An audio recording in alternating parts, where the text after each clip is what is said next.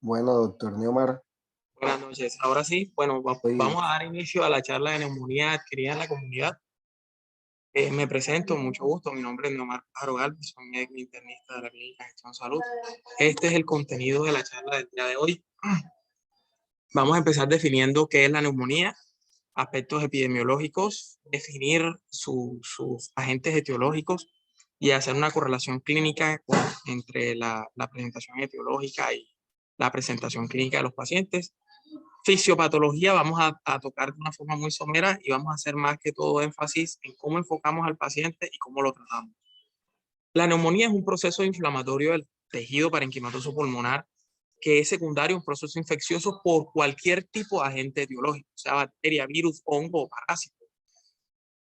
Afecta principalmente a la porción distal del aparato respiratorio y por ende altera el intersticio alveolar básicamente por la respuesta inflamatoria de tipo TH1. Cuando hablamos de neumonía adquirida en la comunidad, estamos haciendo énfasis a pacientes que no se encuentran hospitalizados durante su adquisición de la neumonía. Es decir, es el paciente que consulta con síntomas respiratorios sugestivos de un proceso infeccioso parenquimatoso pulmonar inferior o que desarrolla los síntomas respiratorios durante las primeras 48 horas de su internación. Si el paciente desarrolla síntomas respiratorios posterior a las primeras 48 horas de su ingreso hospitalario, hablamos de una neumonía nosocomial. Y eso es básicamente lo que estamos hablando. Ahora, cuando un paciente es egresado de servicio de hospitalización y desarrolla neumonía dentro de los primeros 7 días, hablamos de una neumonía nosocomial. Para hablar nuevamente de neumonía adquirida en la comunidad, es los pacientes que desarrollan neumonía posterior a la semana de su ingreso hospitalario. ¿Por qué es tan importante hablar de neumonía? Porque es la principal causa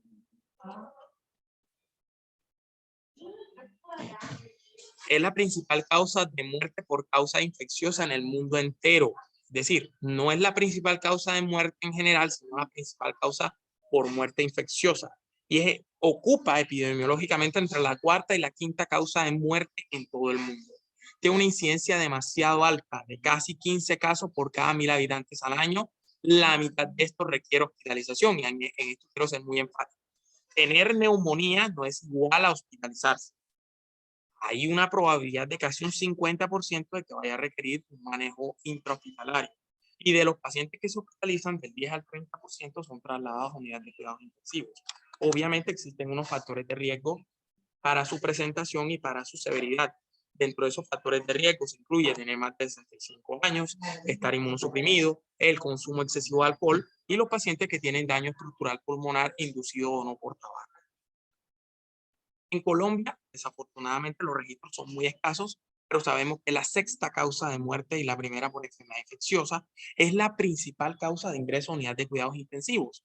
Cuando nosotros revisamos los estudios epidemiológicos de sepsis en cuidados intensivos, vemos, por ejemplo, en el episepsis, que la neumonía es el principal foco infeccioso, por lo cual los pacientes ingresan a cuidados intensivos. La mortalidad es casi del 10% de los pacientes hospitalizados, pero cuando hablamos de una neumonía grave dentro de la UCI, 1 de cada 3 pacientes fallece.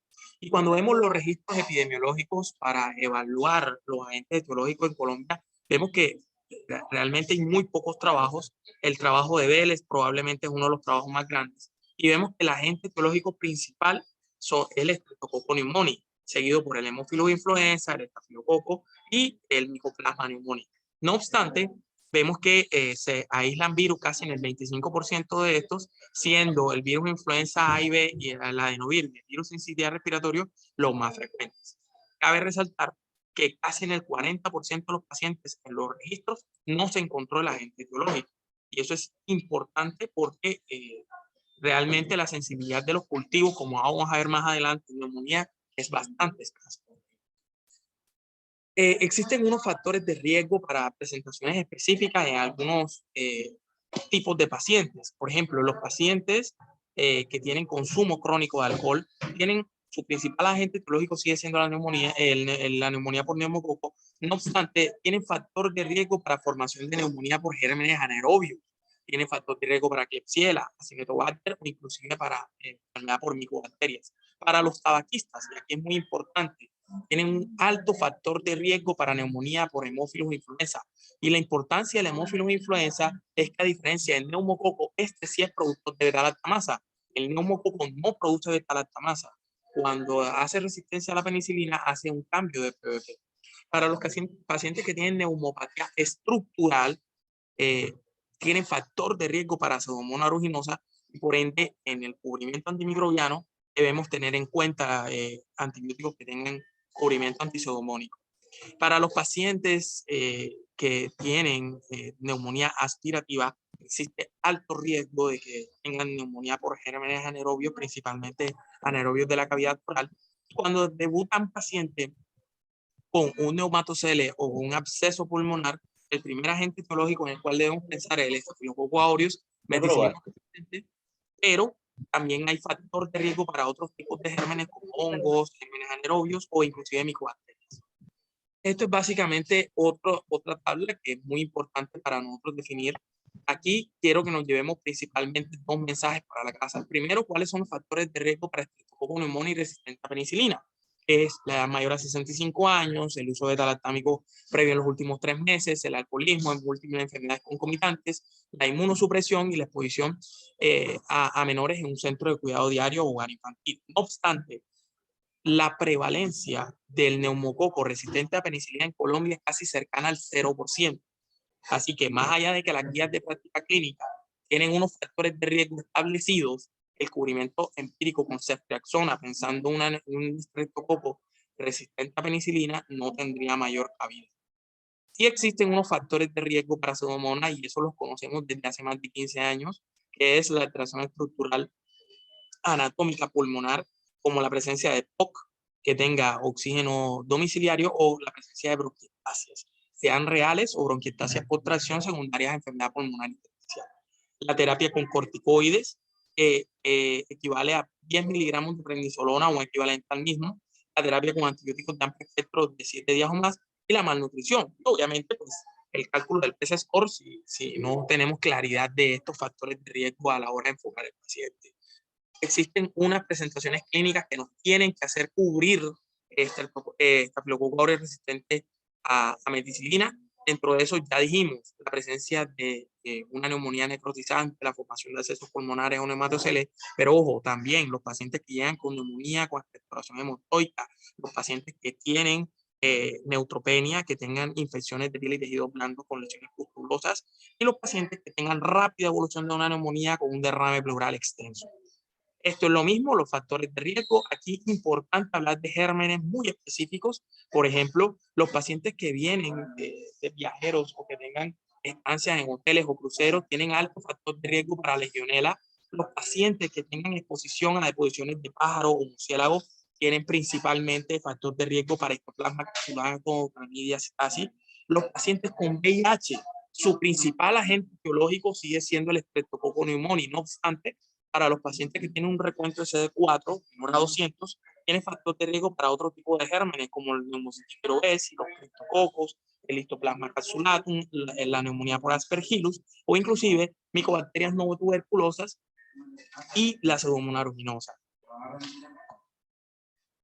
Fisiopatológicamente, la patogenia de la neumonía básicamente es la microaspiración, lo cual múltiples gérmenes que se encuentran colonizando la cavidad oral y la vía respiratoria superior pueden llegar hasta la vía respiratoria inferior, sobrepasando todos los mecanismos de resistencia que tenemos, comenzando desde el barrido mucociliar, la formación de mucina por las células calciformes, hasta la inmunoglobulina A secretora y el agente tensoactivo que tiene un efecto opsonizante. Entonces, básicamente esta es la principal causa, la microaspiración, pero también la inhalación de aerosoles contaminados, la vía hematógena, que es poco frecuente, pero empieza a ganar mucha importancia, principalmente en pacientes usuarios de drogas endovenosas o pacientes que tienen endocarditis tricuspidia, cuyo sitio de embolia séptica más frecuente es el pulmón, la instrumentación de la vía aérea y por vía de contigüidad, que es poco frecuente, pero que la encontramos. Algunos agentes etiológicos tienen unos mecanismos patogénicos importantes. Por ejemplo, la clamidófila neumófila tiene un factor cilostático, el micoplasma produce desprendimiento de los cilios y prácticamente como si el paciente tuviese un síndrome de Cartagena. El virus de influenza disminuye la velocidad del barrido mucociliar, El estreptococo y la Neisseria meningitidis tienen proteasa de inmunoglobulinasa secretora. El neumococo tiene múltiples mecanismos de resistencia, comenzando porque tiene una cápsula que inhibe la fagocitosis, tiene neurolicina, neuraminidasa y alunoniasa. Y, por ejemplo, otros gérmenes como el Mycobacterium tuberculosis, la Nocardia, la Legionella, tienen alta resistencia microbicida a los fagocitos. Y esto es lo que pasa cuando llega el agente etiológico a el alveolo, es porque se sobrepasa la capacidad de los mecanismos de resistencia. ¿Y cuando se genera una neumonía? Cuando se sobrepasa la capacidad del macrófago para fagocitar. Por ende, se liberan mediadores inflamatorios como la interleuquina 1, 8 y factor de necrosis tumoral, y esto lleva al aumento de la permeabilidad capilar, la fuga eritrocitaria transcapilar, a migración de fagocitos, la diferenciación de la línea granulocítica a través del factor de estimulante con granulocitas. Eso es lo que lleva a las principales fases de la neumonía, que esto es lo que vemos en la patología de Robin desde hace más de 40 años, pero esta es la evolución natural de una neumonía sin tratamiento. Entonces, cuando una neumonía cura de forma espontánea, esto es las fases patogénicas, comenzando desde la fase de congestión, pasando por una fase de hepatización, que es una fase de condensación neumónica, hasta la fase de resolución, en donde prácticamente ya no hay gérmenes ni hay presencia de células inflamatorias. Esto es hoy en día controvertido porque en los últimos 15 años ha venido la controversia de si todavía seguimos hablando de síndromes típicos o atípicos. La guía española sigue utilizando los síndromes típicos.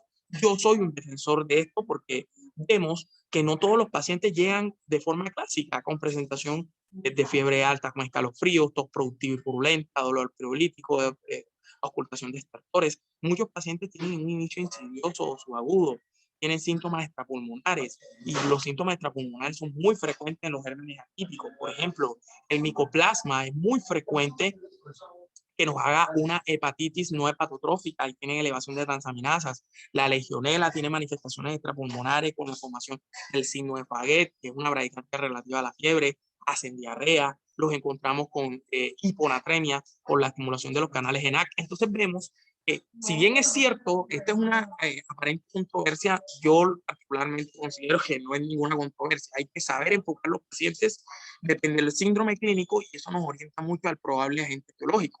Lo mismo pasa con los patrones imagenológicos. Entonces, vemos, y aquí voy a citar a McGee, en donde vemos que la mayoría de las manifestaciones clínicas y los hallazgos al examen físico de la neumonía tienen baja sensibilidad y especificidad. Y ese es un problema porque no hace fácil el diagnóstico. Entonces vemos que los patrones radiológicos también concuerdan con los patrones típicos o atípicos.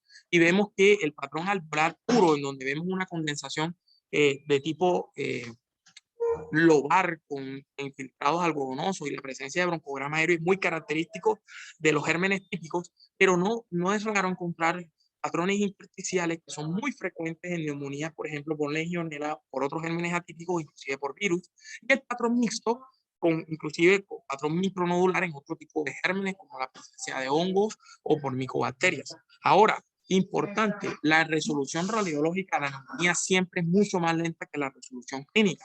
El paciente puede tener una resolución radiológica completa hasta las 6 semanas. Entonces, es muy importante cuando nosotros enfocamos al paciente con neumonía, entender que la neumonía va a desaparecer en la radiografía después del mes y que probablemente si ese paciente llega a presentar un nuevo síndrome febril, no enfocar que nuevamente es una neumonía, porque esos hallazgos que vamos a encontrar muy probablemente van a ser de la neumonía anterior. Existen unas escalas de pronóstico que básicamente nos incluyen la predicción de mortalidad o la predicción de requerimiento de ventilación mecánica invasiva.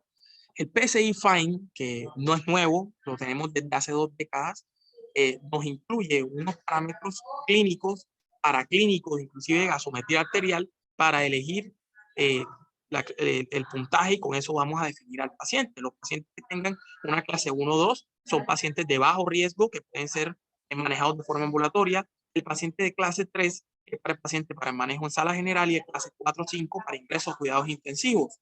El CUR 65, que es la escala validada por el British Thoracic Society, es la escala que nos va a permitir a nosotros definir si vamos a hospitalizar a nuestros pacientes. Y la ventaja que tiene básicamente es que el CUR 65 es una escala muy clínica, y más cuando utilizamos el CUR modificado que no nos incluye la urea. No es perfecto. ¿Por qué no es perfecto? Porque no nos incluye la saturación de oxígeno, pero vamos a ver que para eso la guía colombiana y la guía de la ICE incluso nos incluye la estadificación de pacientes basado en la saturación de oxígeno. ¿Sí? Y esto es básicamente lo que tenemos. Paciente con CUR 65 de 0 o 1 que tenga una saturación mayor al 90% puede ser manejado ambulatoriamente sin problema.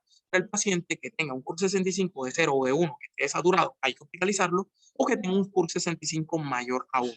El CUR 65 de 3 es un predictivo de unidad de cuidados intensivos, y esto no tiene mucha pérdida porque cuando nosotros revisamos los criterios de ATS-ISA, todos los criterios de CUR están dentro de los criterios menores. Por ende, si tiene un CUR 65 de 3, tiene 3 criterios menores para neumonía grave de la ATS-ISA. Uy, disculpen, se me fue la diapositiva. Vamos a regresar.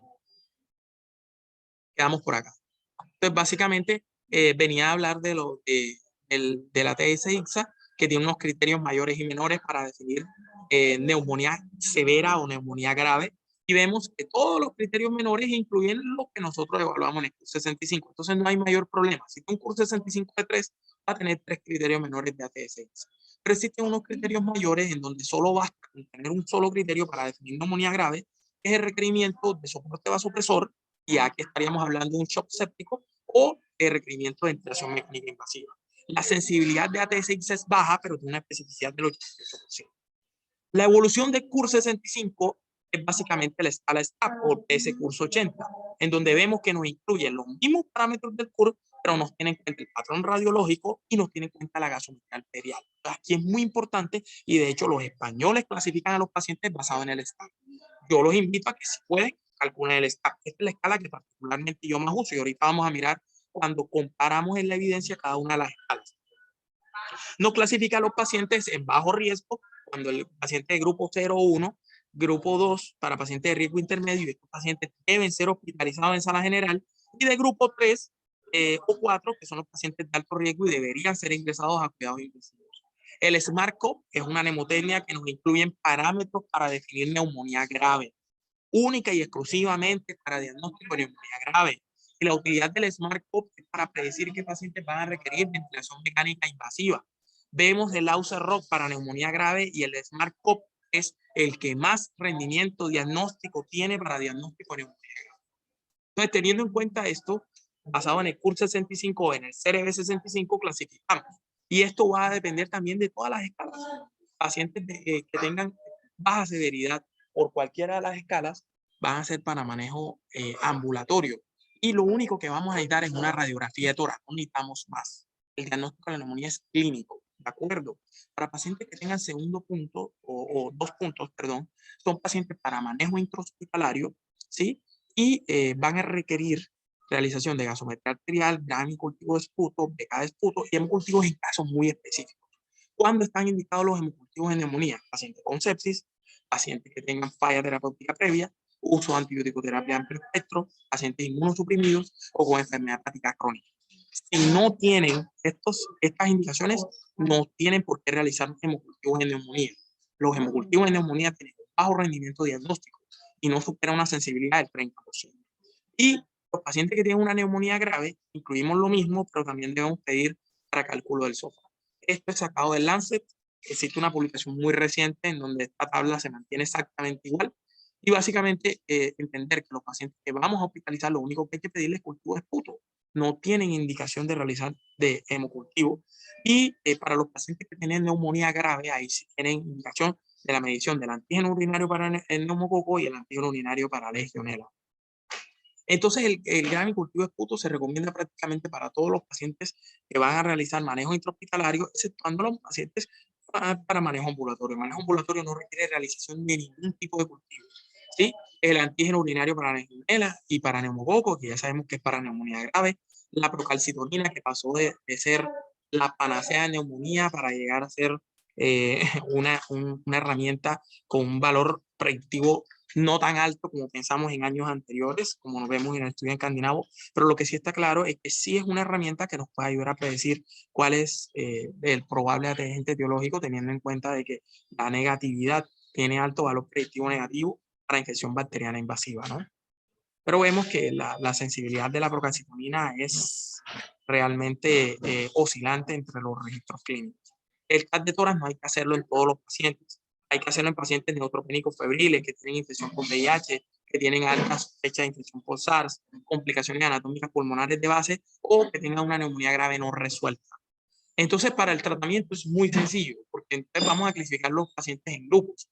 Para los pacientes de grupo 1, los vamos a clasificar en A y B. ¿Cuáles son los pacientes de grupo 1? Que tienen un CUR 65 de 0 o de 1. Y que el grupo A no tiene factores de riesgo y son menores de 65 años. Estos pacientes no tienen factor de riesgo para hemófilos o influenza, por ende, el tratamiento es con aminopenicilina sin requerimiento de inhibidor de beta-lactamasa debido a que el neumococo no produce beta-lactamasa. Entonces se da amoxicilina a un gramo cada 8 horas o claritromicina 500 cada 12 o acitromicina 500 una vez al día, teniendo como alternativa la doxiciclina y las quinolonas en caso de alergia a la penicilina. La duración del tratamiento no más de 5 a 7 días.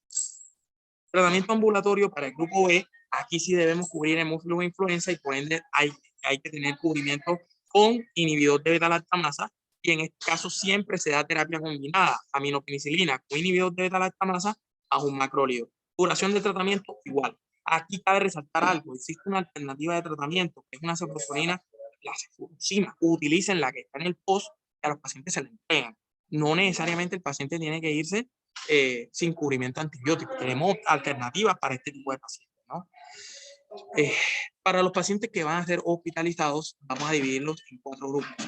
El grupo A, básicamente es el mismo grupo A del grupo 1, que es pacientes sin factores de riesgo. Y aquí no hay que colocar inhibidor de beta-lactamasa porque no tienen factor de riesgo para hemófilos influenza. Para el grupo B se manejan igual, aminopenicilina más inhibidor de beta-lactamasa y en este caso se agrega el macrólido siempre. Siempre que hablemos de grupo B, que es pacientes con comorbilidades, factores de riesgo para bacilos gram negativos, hay que hacer doble cubrimiento. Ahora, cabe resaltar que el macrólido tiene una ventaja y no solamente es el cubrimiento de gérmenes atípicos, también es su efecto inmunomodulador contra el neumococo. Los pacientes de grupo C, que son los pacientes con factor de riesgo para neumococo resistente a penicilina, pero el porcentaje de neumococo resistente a la penicilina en Colombia es de casi el 0%, por cubrimiento con ceftriaxona, y la hospitalización por factores socioeconómicos, que los pacientes tienen pobre acceso a servicios de salud o pobre apoyo familiar, cuyo tratamiento es igual que los pacientes del grupo 1. Los factores de riesgo para los pacientes que tienen una neumonía grave, que tienen factor de riesgo para MRSA o para pseudomonas, el cubrimiento se hace o con cubrimiento contra staph meticilino resistente o contra pseudomonas, depende del cubrimiento antimicrobiano. Para primera línea tenemos cefepime, piperacillin-tazobactam para cubrimiento antipseudomónico y la vancomicina para cubrimiento de staph. No utilizar vancomicina porque se inactiva por el surfactante pulmonar. La alternativa para la vancomicina en este caso sería el linezolid. Para los pacientes que van a ser trasladados a UCI es igual. Si no tienen factores de riesgo para pseudomonas, el cubrimiento es aminopenicilina más inhibidor de beta-lactamasa más un macrólido. Para los pacientes que tienen factor de riesgo para pseudomonas, cubrimiento antipseudomónico con cefepime o con piperacillin-tazobactam más un macrólido. Y para los pacientes que tienen factor de riesgo para MRSA, cubrimos con vancomicina o con linezolid. Los criterios de estabilidad clínica nos tienen que hacer llevar a que este paciente lo podemos pasar rápidamente a la terapia oral y son básicamente estos, ¿sí? Si este paciente cumple con estos criterios, hacemos switch a terapia oral y esto nos va a cortar la estancia hospitalaria y eso es lo que nos recomienda inclusive la guía de análisis. Existen unos criterios para neumonía no resuelta que nos incluyen el BAD-OMEN, que es básicamente una neumonía para neumonía no resuelta. Estas son indicaciones para nuevamente evaluar anatómicamente el pulmón a través de una tomografía de tórax y la toma de cultivos y serología para gérmenes específicos. Los corticoides no se recomiendan de forma rutinaria para neumonía grave, no disminuyen la mortalidad, no disminuyen la ventilación mecánica. Lo único que se deben utilizar es en caso de shock séptico refractario para cubrimiento de insuficiencia adrenal asociada a la sepsis. ¿Sí? Aquí vemos cómo han evolucionado las indicaciones de los cultivos. Ya sabemos que los cultivos de esputos para todos los gérmenes, para todos los pacientes que van a ser hospitalizados, los hemocultivos tienen unas indicaciones muy precisas. Y ya con eso terminamos la presentación. Muchas gracias.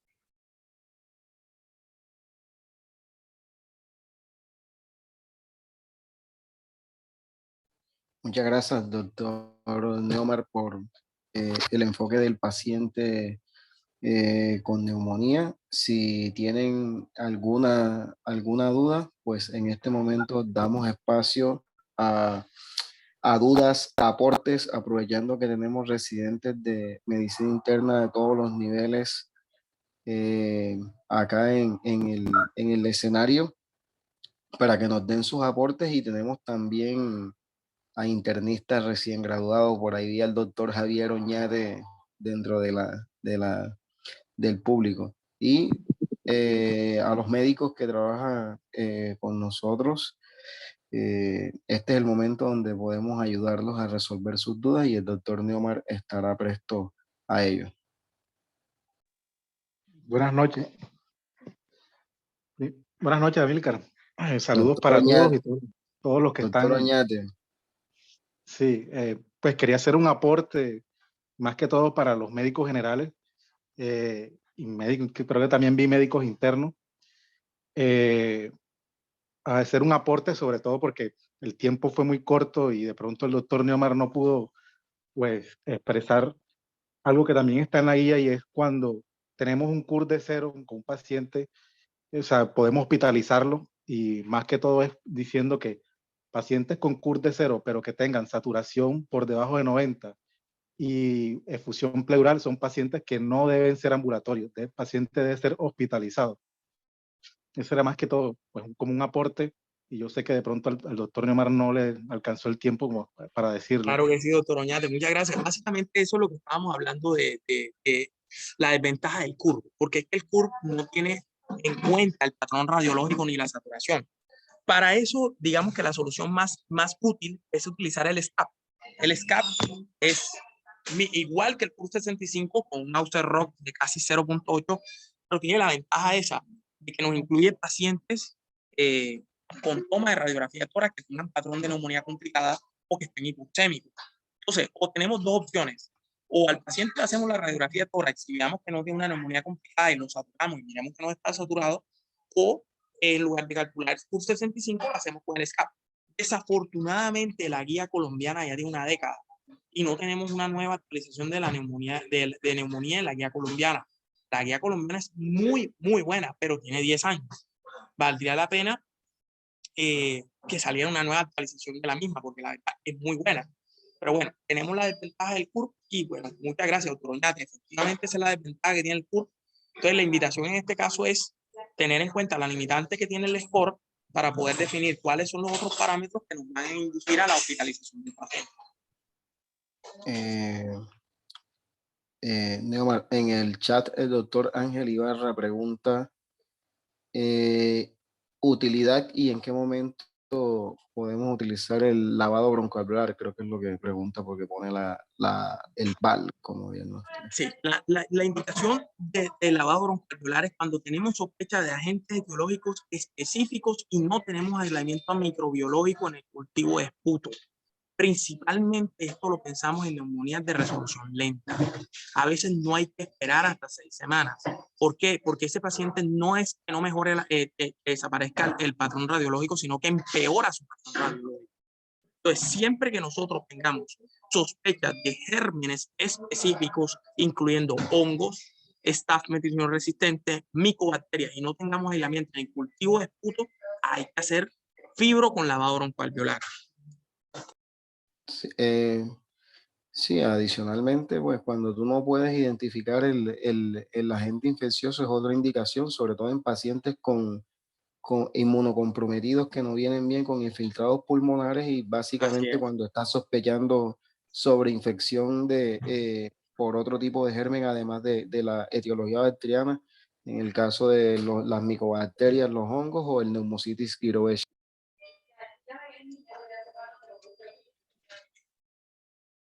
El doctor Andrés Llanes pregunta por el chat. Neo está preguntando